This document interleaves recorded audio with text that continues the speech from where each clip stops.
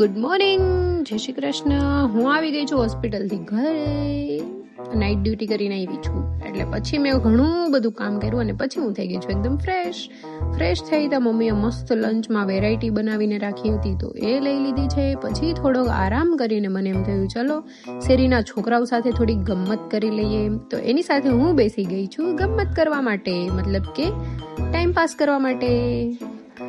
પછી મને એમ થયું કંઈ નહીં, ચલો અંદર જઈએ. ત્યાં મમ્મીએ નાથમાં લઈ લીધું છે શાક અને મેં લઈ લીધી છે દ્રાક્ષ. અને પછી તુલસીમાને દીવો કરીને આપણે ચાલુ કરીએ એપિસોડ નંબર 6. હેલો, વેલકમ છે તમારું મારા એપિસોડ નંબર 6માં.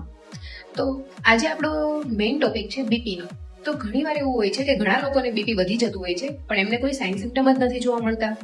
હવે નોર્મલી કેવું હોય છે, જ્યારે તમારું બીપી વધે ત્યારે હેડેક થતું હોય છે, થોડુંક વોમિટિંગ જેવું થતું હોય છે, ચેસ્ટમાં પ્રેશર જેવું લાગતું હોય છે, આવું બધું થતું. પણ ઘણા લોકો એવા હોય છે જેનામાં ખ્યાલ જ નથી આવતો કે આવું કોઈ બીપી વધી છે કે સાઇન સિમ્ટમ જોવા મળે છે કે નહીં, બરાબર?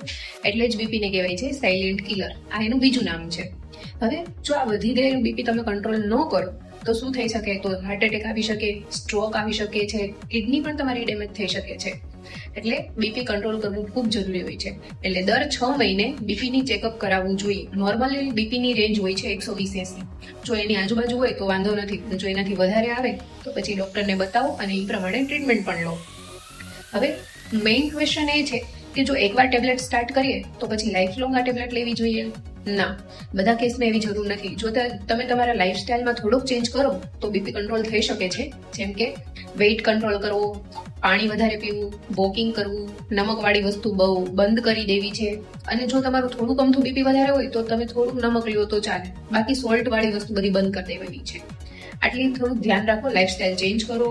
અને ખાસ એ છે કે વજન ઉતારો. જો બહુ વધારે વજન હોય તો પછી એ પ્રોબ્લેમ થઈ શકે છે. Okay, take care.